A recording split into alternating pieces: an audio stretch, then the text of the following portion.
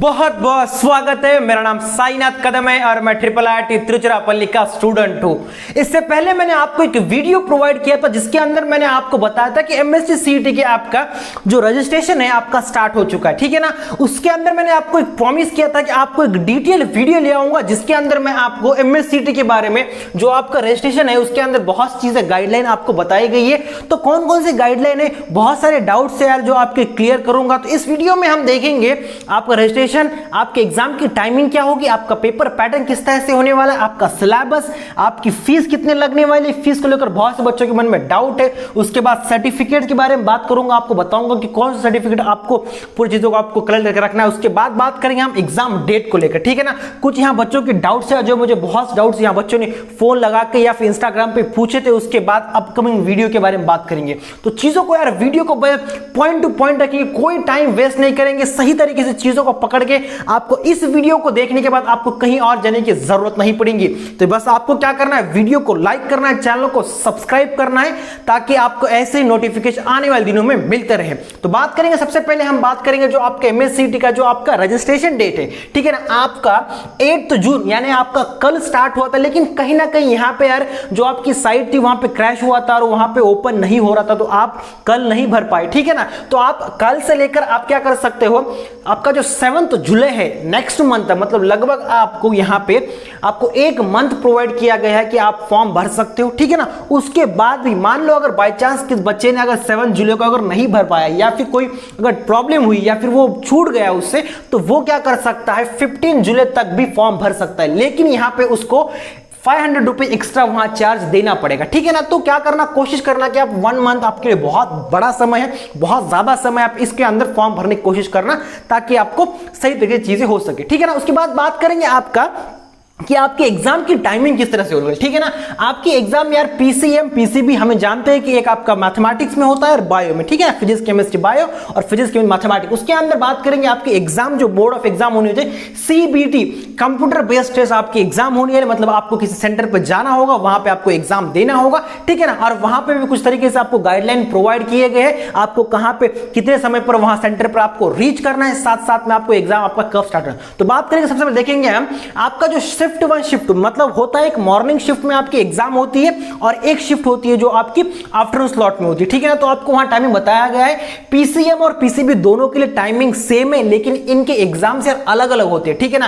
पहले हो सकता है PCB की एग्जाम पहले खत्म हो जाए, उसके बाद PCM स्टार्ट होती है, या फिर PCM के स्टार्ट पहले हो PCB। हम हमेशा यही चीज होती है कि PCB के जो आपके क्वेश्चन पेपर है या फिर जो पहले ये है वो PCB वाले का स्टार्ट होता है, उसके बाद PCM के साथ चलते हैं। तो बात करेंगे शिफ्ट, आपका शिफ्ट 1 शिफ्ट तो 2 शिफ्ट है, ठीक है ना। आपका जो पहला शिफ्ट है उसके बारे में बात करेंगे। आपको वहां पे एंट्री करना है, मतलब वहां पे आपका जो पहले आप जहां पे जाते हो वहां पे मतलब आपका जो नाम है आपको चेकिंग किए जाते हैं, तो आपको वहां से लाइन लगाना होता है। तो आपको वहां पे जो एग्जाम सेंटर है वहां पर आपको पहुंचना है 7:30 बजे, 7:30 को शार्प वहां पहुंचना है, ठीक है ना। उसके बाद आपको वहां पे अंदर एंट्री दी जाएगी आपके हॉल में जहां पे आप एग्जाम करते हो। 15 मिनट पहले मतलब एग्जाम स्टार्ट होने से 8:45 को आपको एंट्री दी जाएगी। आप वहां जाके आपकी जो आपकी प्लेस है जहां पे आपको बैठना है या फिर जिस पीसी पर आपको बैठना है वहां पे जाके आपको बैठना है, और वहां पे कुछ हल्का सा आप क्या कर सकते हो, फ्रेश हो सकते हो, ठीक है ना। आपको जो भी अगर कुछ करना है एक्स्ट्रा एक्टिविटीज या फिर extra activities in the sense आपको अगर कहीं जाके आना है, मतलब मान लो अगर बाथरूम जाना है तो आप जाके आ सकते हो, फ्रेश होके आ सकते हो। उसके बाद आपकी एग्जाम 9 बजे स्टार्ट होगी और आपकी एग्जाम जो है 12 बजे खत्म होगी, जो स्लॉट 1 शिफ्ट 1, क्योंकि बहुत सारे शिफ्ट होते हैं यहाँ पे, नंबर ऑफ शिफ्ट होते हैं यहाँ पे, ताकि बच्चों को सही तरीके से यहाँ पे एग्जाम कंडक्ट करवा सके। और यहाँ पे कोविड की सिचुएशन बहुत ज्यादा खराब है, इसको देखते हुए यहाँ पे बहुत ज्यादा इस बार भी बहुत ज्यादा जो आपके शिफ्ट है डेफिनेटली बढ़ाएंगे, ठीक है। उसके बाद बात करेंगे शिफ्ट 2 का। शिफ्ट 2 के अंदर आपको क्या करना है, वहां पे सेंटर पर आपको जाना है 12:30 बजे, मतलब 12:30 को आपको वहां पहुंचना है, ठीक है ना। आपके 11:45 पर आपको अंदर हॉल के अंदर जहां पे आप एग्जाम दे रहे हो वहां पे आपको भेज दिया जाएगा, ठीक है ना। उसके बाद आपको 2 बजे आपकी एग्जाम स्टार्ट होगी और 5 बजे तक एग्जाम आपको देनी होगी, उसके बाद आप बाहर आ सकते हो, ठीक है ना। तो ये शेड्यूल है इस चीज के ऊपर। और कोशिश करना है जब भी आप मॉक पेपर की प्रैक्टिस करते हो ना, ठीक है ना, कोशिश करना कि आप इन टाइमिंग्स के अंदर ही कोशिश करो, क्योंकि 9 बजे से लेकर 12 बजे तक आपका एक स्लॉट है, उसके बाद आपका स्लॉट है 2 से लेकर 5 बजे तक। मतलब आपका इन स्लॉट में आपको एग्जाम की प्रैक्टिस करनी है मॉक पेपर की, ताकि आप भी कॉन्फिडेंस फील कर सको। और उस टाइमिंग में आपको बैठना बहुत जरूरी है, क्योंकि कहीं ना कहीं कुछ बच्चे ऐसे होते हैं जो 2 बजे के बाद उनको नींद आने लगती है या फिर उनका मन नहीं लगता, तो ऐसे बच्चों में प्रॉब्लम हो सकता है। तो अभी से आपको यार प्रैक्टिस करनी होगी कि आप आफ्टरनून में सोए नहीं, ठीक है ना, इस चीज की बात को ध्यान देना। उसके बाद बात करेंगे हम हमारा जो आपका 11th का पोर्शन है, ठीक है ना, आपका 12th का 11th का पोर्शन कितना है, आपका 20% जो आपका है 11th का पोर्शन आने वाला। इससे पहले मैंने आपको एक वीडियो प्रोवाइड किया, यदि आपने वो वीडियो नहीं देखा तो जरूर देखना, उसके अंदर काफी कुछ चीजें आपको हेल्पफुल साबित हो सकता है। उसके अंदर मैंने इंपॉर्टेंट चीजें बताऊं 11th क्लास से, तो 11th का 20% सिलेबस आने वाला है और 12th का आपका जो 80% सिलेबस है उसको जिसको आपको ध्यान रखना है, ठीक है ना। उसके बाद बात करेंगे पेपर का, एग्जाम का पैटर्न आपको जानता ही होगा, अगर नहीं जानते तो पिछला वीडियो देखो, इसके अंदर बता देता। तो आपके क्या होते हैं, आपका फिजिक्स का जो होते हैं 50 क्वेश्चन होते हैं, आपके केमिस्ट्री के 50 क्वेश्चन होते हैं, ठीक है, और मैथमेटिक्स के आपके 50 क्वेश्चन होते हैं, लेकिन 2 मार्क के लिए, मतलब लगभग आपका टोटल जो होता है 200 मार्क का होता है। बायो में जो होता है 100 क्वेश्चन होते हैं, ठीक है ना, वही आपका फिजिक्स और केमिस्ट्री आपको वही देखना है, ठीक है ना। तो कहीं ना कहीं अगर आपको डिटेल में अगर जानना है तो पिछले वीडियो को जरूर चेक करना, ठीक है ना। उसके बाद बात करेंगे सिलेबस जो है 11th क्लास का कुछ आपको चैप्टर्स वहां पे प्रोवाइड किए गए, पिछले वीडियो में देख लेना, डिस्क्रिप्शन बॉक्स में मैं आपको लिंक प्रोवाइड कर दूंगा, ठीक है ना। वो 12th क्लास का जो है जो रिड्यूस सिलेबस है उसको छोड़कर, मतलब जो सिलेबस वहां से डिलीटेड है वो सिलेबस एग्जाम में नहीं आने वाला, ठीक है ना। जो यहाँ पे आपके बोर्ड के एग्जाम में था, जो कि बोर्ड की एग्जाम नहीं हुई, लेकिन आपको बताया था कि जो आपको पढ़ना है एकेडमिक ईयर आपके 12th क्लास के लिए, तो उसके लिए जो सिलेबस वहां पे था वही सिलेबस वहां पे आने वाला है। तो आपको क्या करना है, सिर्फ वही सिलेबस पढ़ना है। और यहाँ पे यार चीजों को बड़े ध्यान देना है कि आपको पॉइंट टू पॉइंट चीजें पढ़नी है, ठीक है ना। जो चीज नहीं आने उसके ऊपर बिल्कुल टाइम वेस्ट बिल्कुल नहीं करना है, ठीक है ना। बात करेंगे आगे आपका जो यहाँ पे एमएससीडी के लिए, हाँ, जो कैंडिडेट है यहाँ पे बहुत से बच्चे परेशान है यार कि आपके डोमिसाइल को लेकर, मतलब आप कुछ बच्चे अदर स्टेट के हैं, कुछ बच्चे महाराष्ट्र से बिलोंग करते हैं। यहाँ पे साफ साफ लिखा है जो महाराष्ट्र कैंडिडेट के हैं तो आपको क्या होना चाहिए, आपके जो टीसी पर आपका बर्थ का प्लेस जो आप जहाँ पे जन्मे हो या फिर महाराष्ट्र के अंदर वहां मेंशन होना चाहिए, पहली बात। या फिर दूसरा ऐसा हो सकता है कि आपके पास जो अथॉरिटी है, जो आपका स्टेट गवर्नमेंट की जो अथॉरिटी होती है, आपको वहां पे बर्थ सर्टिफिकेट आपको प्रोवाइड किया जिसके अंदर आपको पूरा आपका मतलब जहां भी आपका एड्रेस है, लोकल एड्रेस तक वहां पूरी चीजें बता दी, तो वो आपका बर्थ सर्टिफिकेट वो बहुत ज्यादा मैटर करता है। यदि आपको महाराष्ट्र स्टेट से अगर आप बिलोंग करते हो तो, अगर अदर स्टेट से बिलोंग करते हो तो सेम चीजों में, लेकिन आपको क्या होना चाहिए, अदर स्टेट का जो आपकी अथॉरिटीज है, जिस तरीके से आपको वहां पे चीजें लिखी जाती है, चाहे आप यूपी, बिहार, पटना, आंध्र प्रदेश या फिर बाहर अगर स्टेट के हो तो वहां पे उस स्टेट का आपको वहां पे सर्टिफिकेट रिक्वायरमेंट होगा, यदि आपको इस यहां से अगर आपको एडमिशन लेना है, ठीक है ना। यदि आप 12th क्लास अगर महाराष्ट्र स्टेट गवर्नमेंट से किए तो वेल एंड गुड, आप महाराष्ट्र से कैंडिडेट एग्जाम दे सकते हो, ठीक है ना। उसके बाद बात करेंगे आपकी जो फीस को लेकर, ठीक है ना। यहां पे बहुत से बच्चों को मन में कंफ्यूजन है यार कि हमें फीस कहीं ना कहीं फीस नहीं लगने वाली, ठीक है ना।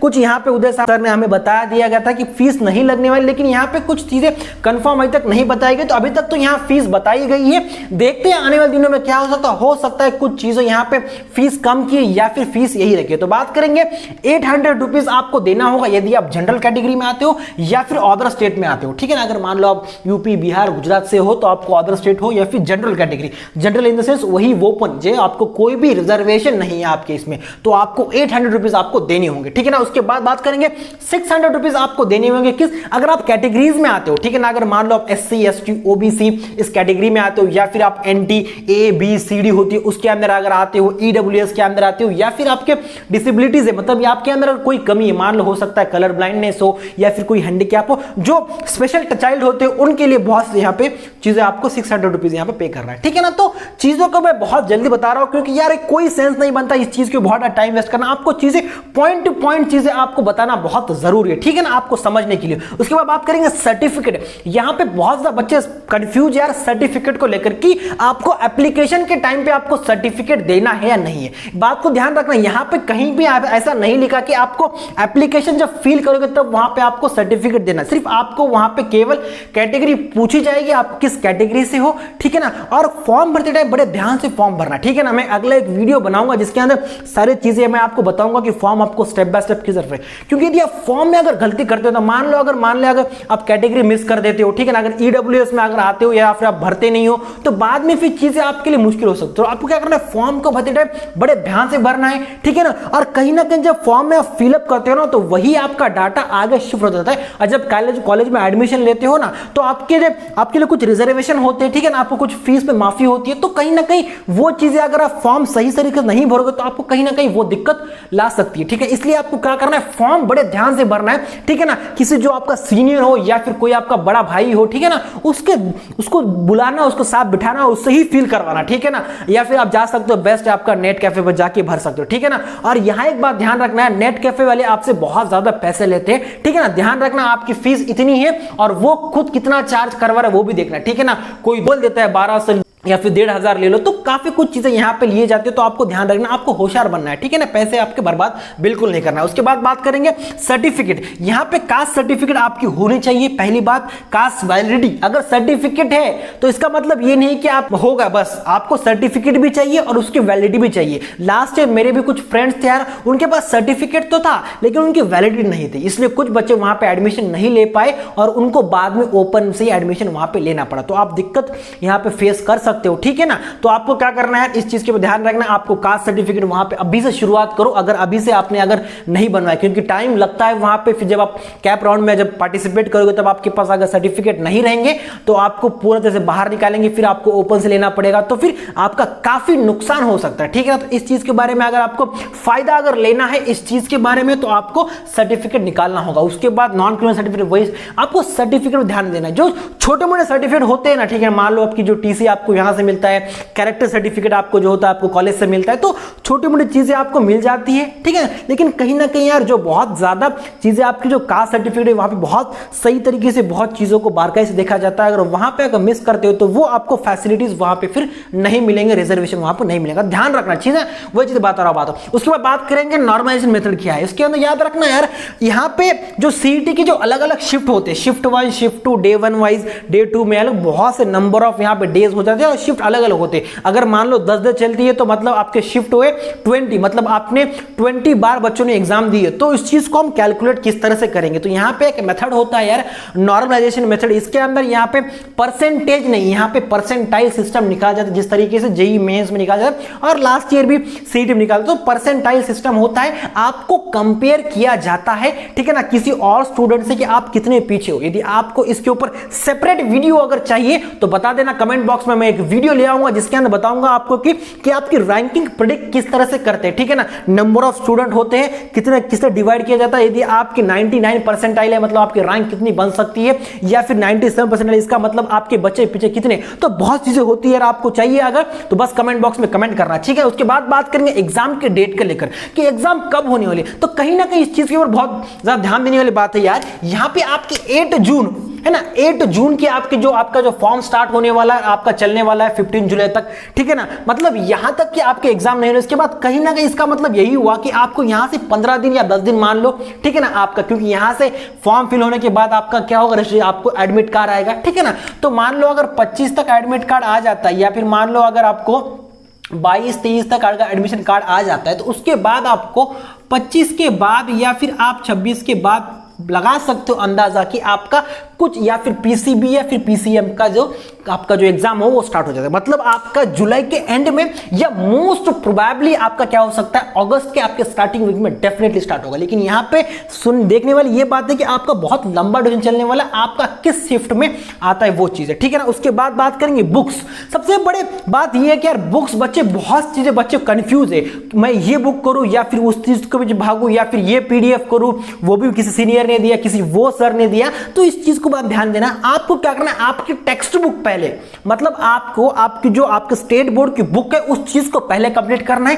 केमिस्ट्री में आपको पूरा थ्योरी पढ़ना है, मैथमेटिक्स के अंदर जितने भी आपको एग्जांपल दिए उस चीज को करना है, फिजिक्स के अंदर आपको फॉर्मूला पूरे करना है, साथ साथ में आपको वहां पे जो हाईलाइट करके पॉइंट्स दिए हैं अलग अलग चैप्टर में वो चीज को आपको ध्यान देखना है। पहले आपकी बुक खत्म करना है, बुक खत्म करने के बाद आपको क्या करना है, पास्ट ईयर पेपर करना है। अब ये दोनों चीजें आप कर लेते हो तो आपको एक्स्ट्रा मटेरियल पर हाथ लगाना है, ठीक है ना। आप जो भी टारगेट बुक हो, जो भी आप मार्वल हो, टारगेट जो भी आप फॉलो करते हो उस चीज को फॉलो करना, ठीक है ना। लेकिन पहला प्रेफरेंस आपका क्या होना चाहिए, आपकी टेक्स्ट बुक, उसके बाद आपको जाना चाहिए आपके जो आपका पेपर है पास चाहिए, ठीक है ना, आपको सॉल्व करना चाहिए। वही आपको बताएंगे कि एक्चुअल में आपको क्वेश्चन कहां से उठाए, किस फॉर्मूले बहुत ज्यादा जोर दिया जा रहा है, ठीक है ना। आपको 3D आपका जो भी वेक्टर है यहां पे, तो कौन से टॉपिक्स में आपको उठाया जा रहा है, ठीक है ना। तो आपको देखना है और आपको समझ आएगा कि पास चेक करने के बाद हाँ यार ये फॉर्मूला बहुत ज्यादा इंपॉर्टेंट है, बार बार क्वेश्चन आ रहे हैं, तो आपको उनको पहले करना है, आपका टारगेट पहले वो होना चाहिए, ठीक है ना। उसके बाद बात करेंगे यार आपका, हाँ उसके बाद बहुत से बच्चों के मन में डाउट्स यार, कुछ चीजों को लेकर पहले बात डाउट्स है कि क्या हम मोबाइल से एप्लीकेशन भर सकते।